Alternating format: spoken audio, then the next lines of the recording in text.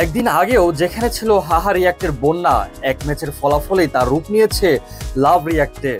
বাংলাদেশের সমর্থকদের বলা হয় পৃথিবীর সবচেয়ে আবেগপ্রবণ ক্রীড়া সমর্থক। তার আরও এক নজির দেখা গেল এবার।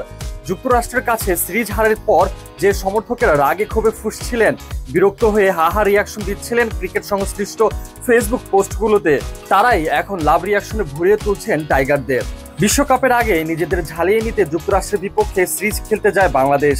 অপেক্ষাকৃত অনেক দুর্বল দলটির বিপক্ষে প্রথম দুটি ম্যাচ হেরে যায় বাংলাদেশ, হেরে যায় সিরিজও। আর তাতে বিরাট ধাক্কা লাগে দেশের ক্রিকেটে। ছোট থেকে বড় কিংবা বুড়ো প্রত্যেক সমর্থকই যেন ক্রিকেট বয়কটের ডাক দিচ্ছিলেন। তবে 25শে মে শেষ টি-20তে টাইগাররা মাঠে নামলে আবারও অভিমান ভুলে টিভি সেটের সামনে জড়ো হন ভক্তরা। এমনকি মাঠেও উঠতে দেখা যায় লাল সবুজের পতাকা। সমর্থকদের অনেকের গায়ে ছিল বাংলাদেশের জার্সি। আগের দুই হারের ঝাল মেটাতে বাংলাদেশ এদিন ব্যাট বলে ছিল অপ্রতিরোধ্য। মুস্তাফিজুর রহমানের ক্যারিয়ার সেরা বোলিং 6 উইকেট শিকারে তিনি প্রতিপক্ষদের রুখে দেয় মাত্র 104 রানে। এরপর তানজিদ হাসান তামিম ও সৌম্য সরকারের ব্যাটে ভর করে ইতিহাসে প্রথমবারের মতো তুলে নেয় 10 উইকেটের জয়। আর এই সাফল্যে উদ্ভাসিত হয়ে বাংলাদেশের সমর্থকরাও যেন ভুলে গেছেন সব দুঃখ কষ্ট।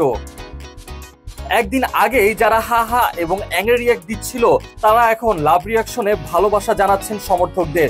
সেই সাথে বিশ্বকাপ দলের জন্য জানাচ্ছেন শুভকামনা। বাংলাদেশ দল আগের দুই পরাজয় থেকে শিক্ষা নিয়ে ঘুরে দাঁড়িয়েছে, এমনই বিশ্বাস তাদের।